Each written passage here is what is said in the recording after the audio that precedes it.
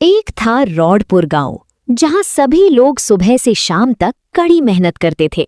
लेकिन इसी गांव में एक महानुभाव ऐसे भी थे जिन्होंने मेहनत से 36 का आंकड़ा बना रखा था। हमारे चूरन लाल जी। चूरन लाल का सस्ता नियम था, काम करो परिणाम जैसा, पर खाओ राजकुमार जैसा।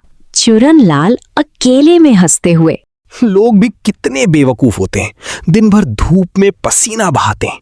अरे दिमाग लगाओ दिमाग, कुछ ऐसा जुगाड़ होना चाहिए कि काम भी ना करना पड़े और जेब में कड़क नोट भी आते रहें। चूरन लाल रोज गांव के अमीर जमींदार धनी राम के घर के चक्कर काटता था, इस उम्मीद में कि जमींदार की अमीरी का थोड़ा हिस्सा उसकी जेब में भी आ जाए। लेकिन धनी राम इतना कंजूस था कि अगर उसके घर से मक्खी भी निकल जाती तो वो चेक करता कि मक्खी ने उसकी चाशनी तो नहीं पी ली। एक दिन चूरन लाल गांव के पुराने वैद्य जी यानी डॉक्टर की दुकान के बाहर से निकल रहा था। वैद्य जी अपनी पुरानी औषधियों की साफ सफाई कर रहे थे। तभी उन्होंने एक पुरानी धूल से भरी किताब बाहर फेंकी। चूरन लाल ने लपक कर वो किताब उठा ली। चूरन लाल किताब के पन्नों को पलटता है, उसकी आंखें चमक उठती हैं। ऐसा चूरन जिसे खाने के बाद इंसान का शरीर गायब नहीं होता, पर जो उसे देखता है उसे सिर्फ एक उड़ता हुआ धब्बा दिखता है। ओए तेरी, अगर मैं ये चूरन बना लूं तो मैं गायब होकर जमींदार के घर से सारी मिठाइयां और पैसे उड़ा सकता हूं। चूरन लाल ने रातों रात किताब में लिखी जड़ी बूटियां इकट्ठी की और एक अजीब सा हरा भरा चूरन तैयार कर लिया। उसने चूरन खाया और आईने के सामने खड़ा हो गया।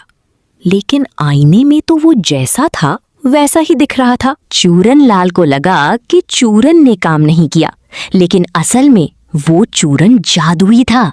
चूरन लाल को तो अपना शरीर सही दिख रहा था, लेकिन बाकी दुनिया के लिए वो सच में एक हवा में उड़ता हुआ काला धब्बा बन चुका था।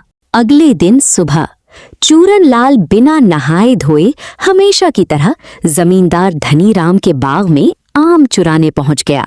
धनी राम बाग में टहल रहा है, तभी उसे हवा में एक धब्बा हिलता हुआ दिखता है और एक आम अपने आप पेड़ से टूटकर हवा में उड़ने लगता है। धनी राम चश्मा साफ करते हुए, हाय दैया, ये क्या है? हवा में धब्बा और आम अपने आप हवा में कैसे तैर रहा है? चूरन लाल आम खाते हुए अपने आप से, वाह, जमींदार तो मुझे घूर रहा है पर कुछ बोल नहीं रहा। लगता है मेरी दिलेरी देखकर डर गया। धनी राम कांपते हुए, भूत भूत बचाओ, मेरे बाग में उड़ने वाला डब्बा भूत आ गया।